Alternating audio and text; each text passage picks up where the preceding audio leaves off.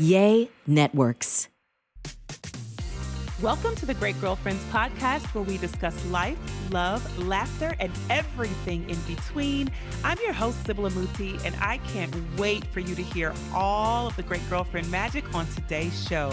So without further ado, grab something great to drink, grab your pen and your paper, and get ready for this week's episode. Enjoy. Hey, and happy Wednesday, Great Girlfriends. Oh my goodness. Again, so excited because I have a new guest on today that is here to talk to us about conscious beauty, conscious skincare, and that wellness space that we all should really learn a lot about, since the beauty industry is one of the industries that I would say is influencing us probably the most in some of our purchasing and decisions as women on a everyday basis. And most of us probably spend a good 20 to 30 minutes on beauty, makeup, skincare regimen every morning and evening. So I thought it'd be great for us to have this conversation, and none other than someone who's an expert and a makeup artist in this space, Omayma Ramzy. Hey, Omayma.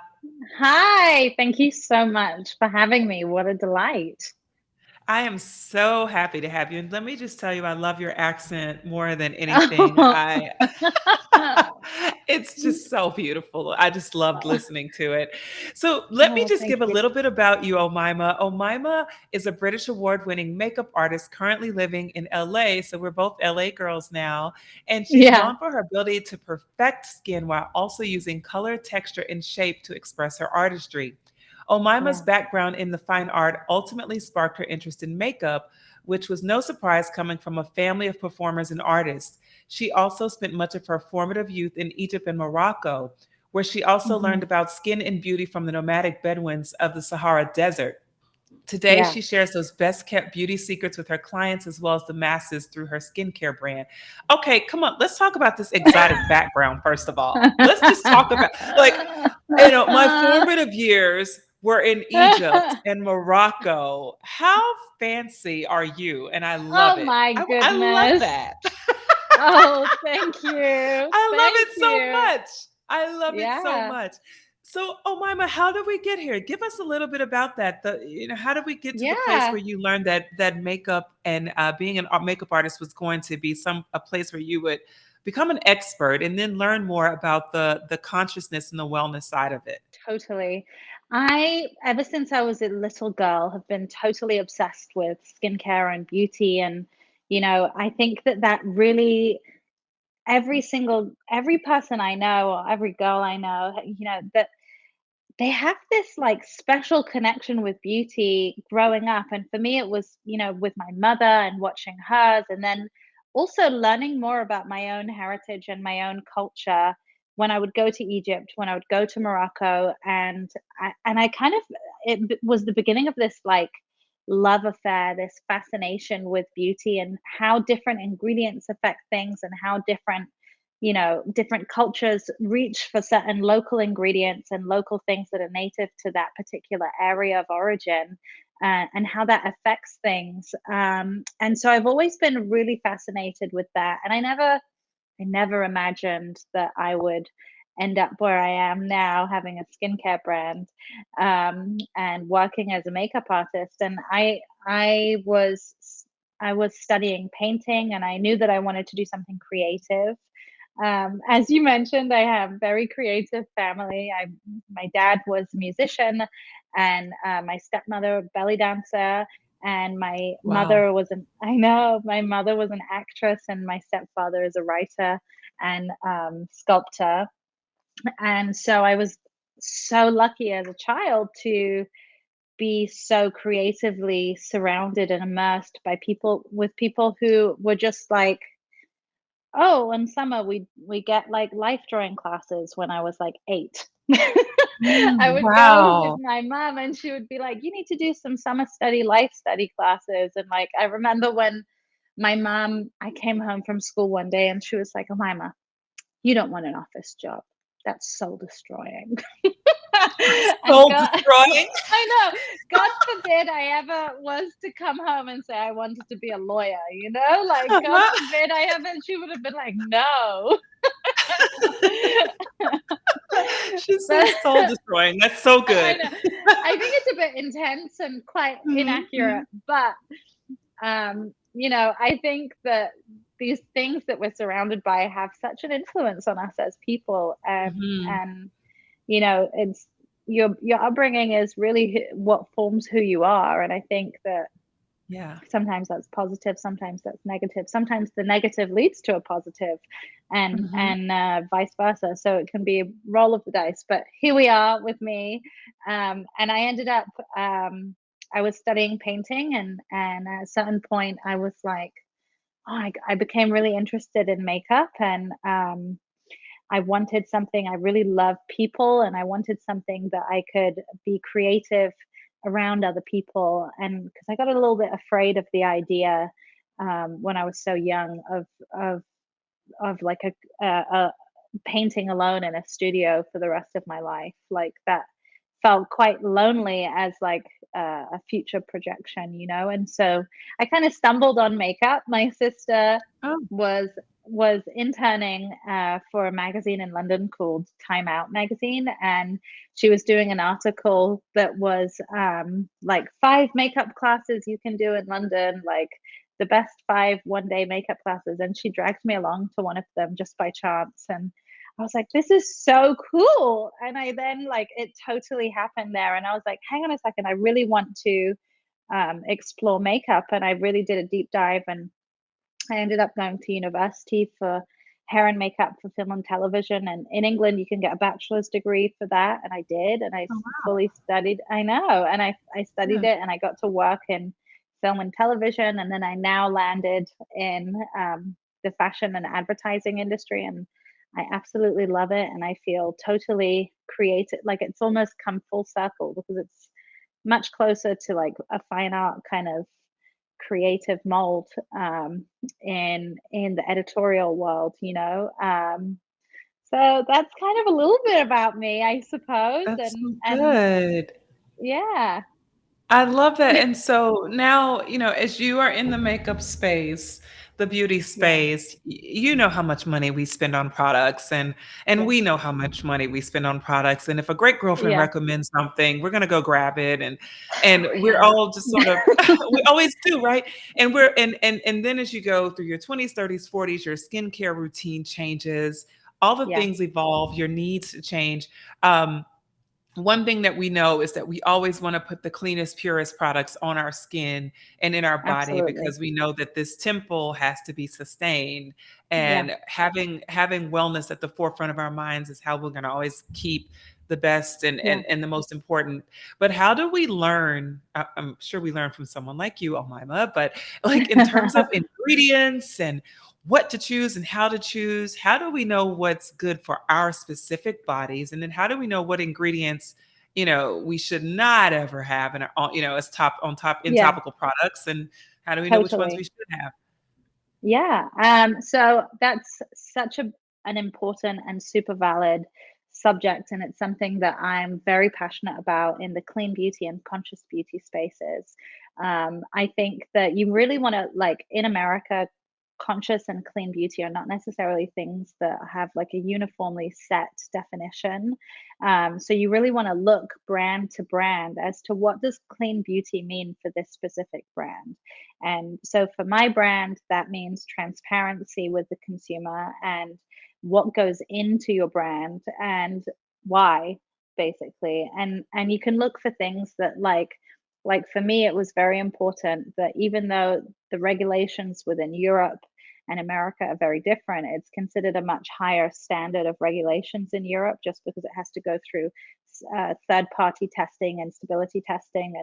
And so for me, that was something very important to do. And so I did that for my brand so that it's in accordance, like it follows the regulations of the EU, as well as America. Because I thought, you know what? Well, if there was the odd chance that you know there was something in my brand, in my skincare, that wasn't going to do well on someone's skin, like I wouldn't feel ethical putting that on Hmm. into somebody else's hands. And I would never want any of my Right. clients to have that, and I would never want a brand to do that to me.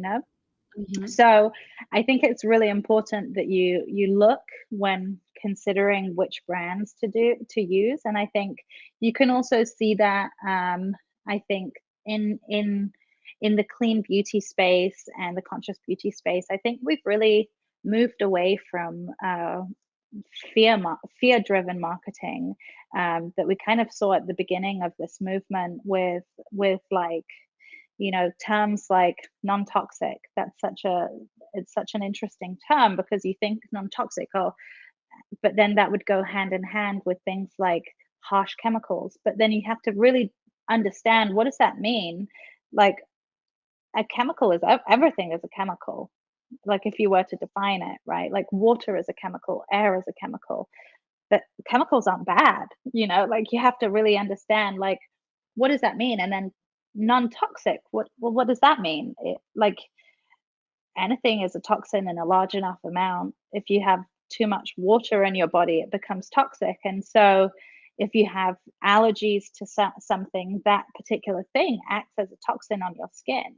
So it's all about understanding quantities, in what regard. And for me, as my brand, I focus very heavily, rather than talking about and focusing on what isn't in my skincare, I like to focus on what is in my skincare, and getting my consumers to really understand what I am encouraging and why, so that then they feel confident. You understand? I'm not trying to scare people into buying skincare. I want them to feel confident and to gain some knowledge of skincare and different things that can benefit their skin, rather than the reverse. Again, as we're learning what is good for our skin, and what we Yeah. should layer with and what we should not, what are some of the things that we should be looking for as ingredients that are good for us, that speaking to the Yeah. things that we should put on? Absolutely. I think that focusing as we age, our moisture barrier gets smaller and smaller, and which is ultimately your skin's ability to retain moisture, right? Which is why, as we age, your skin becomes drier, thinner, and that's all your moisture barrier. So anything for as long as possible, as early as possible, that you can do to give extra support to your moisture barrier ultimately. And your moisture barrier is what protects your collagen and elastin supplies. And as time goes on, you're going to lose your collagen, but how we decide to slow that down is skincare. And that's the wonderful world of skincare and nutrition, and every kind of wellness action that we take is all in those things. Whether that's, for me, I believe in facial oils being able to help a person, in that it seals your skin's natural moisture barrier, so it protects that collagen and elastin supply from environmental free radicals. And those are things in the air that ultimately break down your collagen and elastin. So it it's like a real antioxidant rich um, oil seal that protects your skin, and it will help your SPF even further, and it will help your earlier steps do their job further. And it makes you look radiant. So why not? Mhm. Got it. So you know? facial oils, and then so we're looking for things that are collagen rich or help to protect Yeah, collagen help to from, protect because your okay, collagen. okay, Yeah. because collagen decreases over time, so the goal Yeah. is Sorry, that was to quite a lot of information. no, no, no, but I'm just capturing, I'm like, okay, so if collagen reduces over time, the goal for us is to help to protect it as long as possible, and free Exactly. radicals are what destroy, or they They're one of contribute the towards things the that contribute to okay, that. Exactly. And and then and you antioxidants help to enrich. totally. You got it. And Okay, to protect. okay, To protect okay, it. Yeah. enrich, okay, okay, Yeah. okay, so this is good. So that from the makeup side of things, do we see that these type of ingredients are available in clean makeup, or is it just in clean Yeah, I mean, skincare? Okay.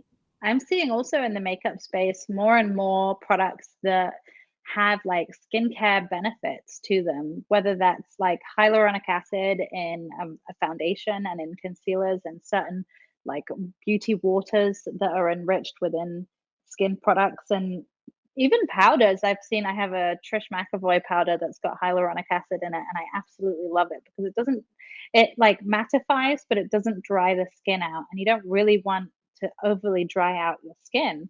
I'm seeing, I've seen so many brands that like are alcohol free because we know that alcohol in your skin is going to break down your skin's natural oils. And the reason our skin has these natural oils, the reason we produce sebum is to enforce that moisture barrier so that not only it can protect those earlier steps, but also they have super incredible minerals in those oils of our skin that it's doing repair, it's doing healing, it's, you know, taking away your dark spots, it's repairing that layer of the outer skin layer. In the beauty industry, all the marketing sells us the benefits. Look Yeah. younger, look fresh, get rid of puffy eyes. Feel like But a isn't it superhero. something?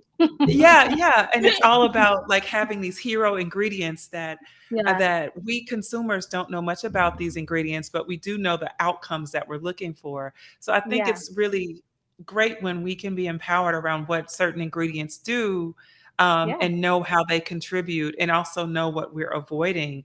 totally. It's yeah, because I think what we don't understand is that, we have the power, to sift through the marketing and actually Yeah, look on the back and study labels and start to pay yeah, attention to, like, those top active ingredients and know, like, which ones are really gonna actually do the job. And yeah, we find ourselves over purchasing. I'm guilty of over purchasing or over sampling yeah, because I didn't necessarily read the ingredients as much as I yeah, read the marketing, and I was like, totally. "Yes, keep me looking young. Yes, keep me fresh. Do all the things. I'll Yeah, take it."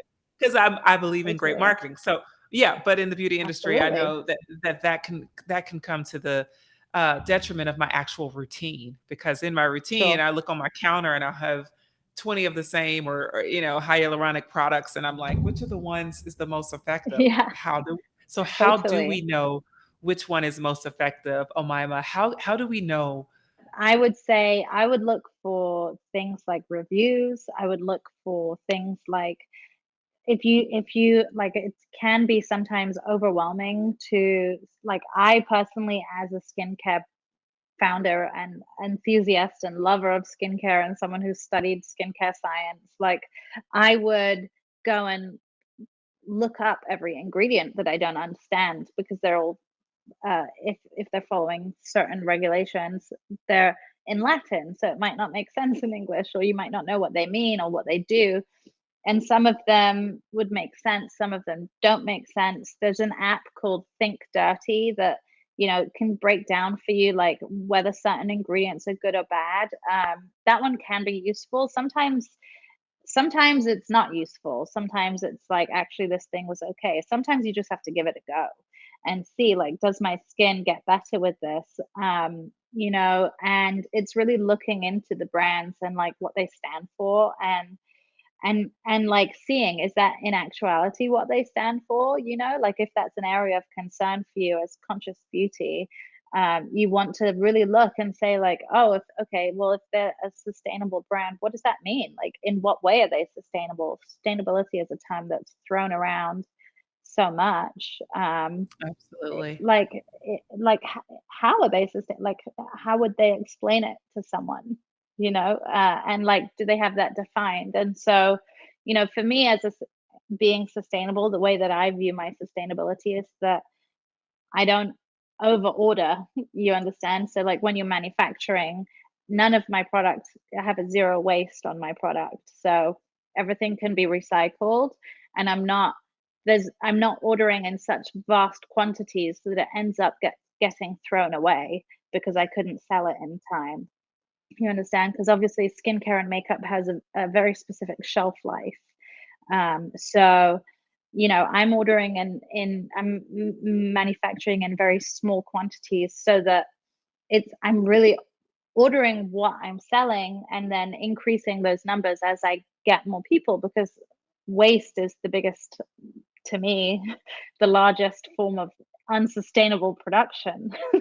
Yeah, It's for sure. the worst for the environment. It's like going Yeah, down the drain or into a landfill, and that's in no way it's unconscious. beneficial. Yeah, it's unconscious. It's not, it's like anti-conscious, you Ah, know? yes, yes, yes.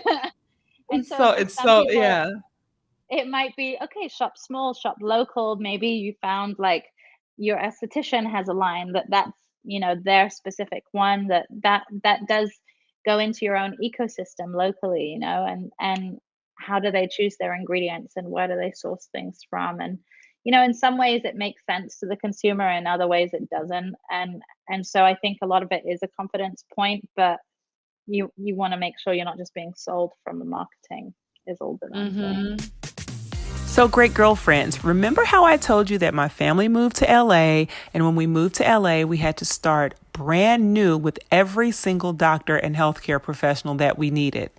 I love getting referrals from friends here in LA. However, we live in different areas of the city, and listening to their referrals often had me dragging myself miles upon miles upon miles and hours in traffic to get to the right doctor. So instead of listening to them, I thought to myself, what was your favorite tool before when you were looking for practitioners and you wanted to get like real reviews from quality patients? Well, I went back to Zocdoc. I love Zocdoc because it makes it easy to find quality doctors in your network and in your neighborhood. Plus, with real verified patient reviews, you can find the right doctor for you and your entire family. One that actually remembers your name. Like my new doctors love me, love Sam, love Dilly, love Kwaku. And it's really exciting to start building these new relationships. So they really took all the anxiety away that I had before. So here's how it works. ZocDoc is a free app. You hear me? Free app that shows you doctors who are patient reviewed, take your insurance, and are available when you need them. On ZocDoc, you can find every single specialist under the sun. So that's your dermatologist, your OBGYN, your family practitioner, your dentist. You need your mammogram. You need to get your teeth fixed. ZocDoc has you covered. ZocDoc's mobile app is as easy as ordering a ride to a restaurant or getting delivery to your house. Search, find, and book doctors with a few taps. And y'all, it's so super simple and it's so easy. And I love the detail of the patient reviews because I like to get into the juice of the appointments. And so I always feel like I'm really getting some honest, credible feedback from patients who actually use the app. So here's what you want to do. Every month, millions of people are using Zocdoc, and that's including me. So now it's your turn to give Zocdoc a try. Go to Zocdoc.com/greatgirlfriends and download the Zocdoc app for free. Then start your search for a top-rated doctor today. Many are available within 24 hours. That's ZocDoc.com/greatgirlfriends. Zocdoc.com/greatgirlfriends. Let's talk a little bit about your brand and what you love Thank about you. your brand. Talk to me about Omayma Skin. Talk to me about your hero Yeah. ingredients and all the juice that Yeah, make us all fall in love with it. absolutely. Oh, well, it really, as I said earlier, I've grown up between Morocco and Egypt. And whenever I would go there, which was a lot, I would come home with little bottles and potions of like argan oil and prickly pear oil, and I would go and have a hammam, which is like a Turkish bath of Morocco and Egypt, and in the Middle East. And it was really like an amazing thing for me. And I would go into the local pharmacies and like meet with the people, with the guys that run the pharmacists there, and talk to them about skincare, and talk to them, and they have like Moroccan local like makeup that was there, only there, and they would crush it up and make the pigments in front of you, and show you how Wow. to do like kohl, and these like special, they have these little, you know what a tagine is, the clay Yes. pots for cooking, Mhm. yeah. So they have Mhm. these like really cute tiny tagines, like the size of my hand, with a Wow. tiny little pot, and it had this like um green paste in it, and you would wet it and it becomes like a lipstick, and it goes from green to red, and it was this like natural earth. And Wow.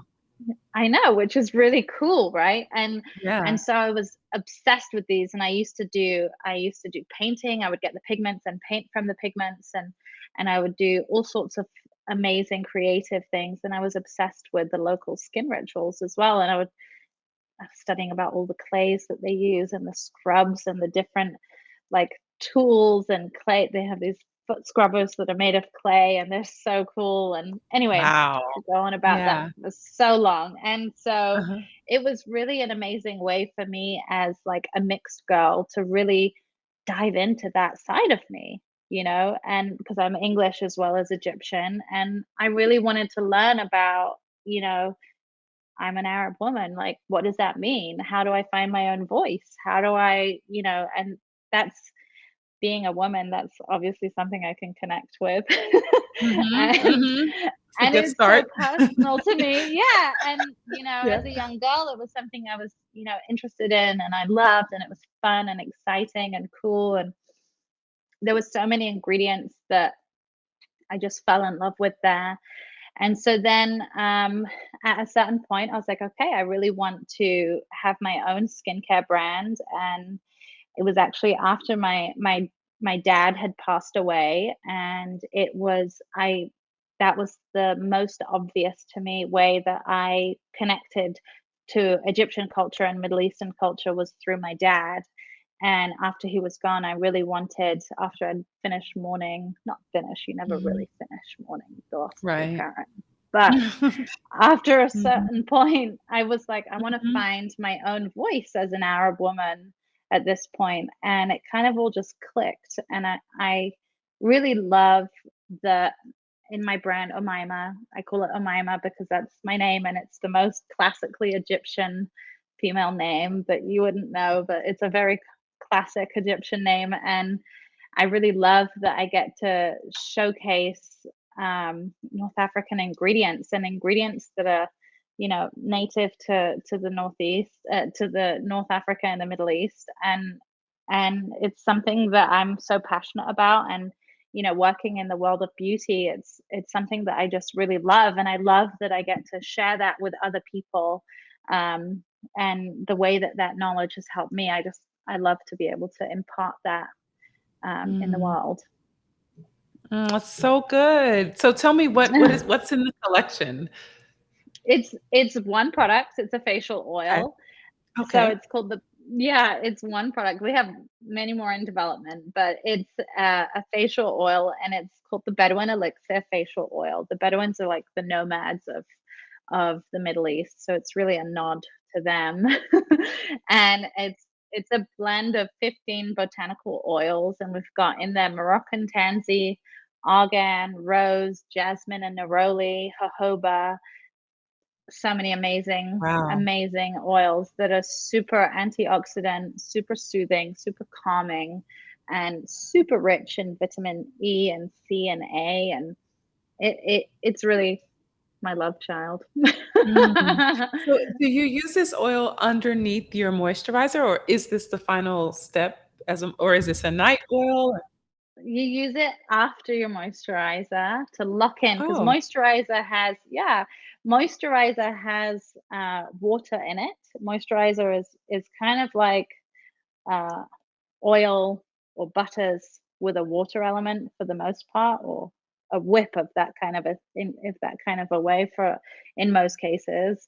And so you want to like seal that in so that your skin can absorb all of the water within it, and make use of all the water within it, and the butters, and so the oil seals it in. So it can be used over. I know a lot of people I don't did know not know that, that. and yeah, and so Today you want years to use it. old.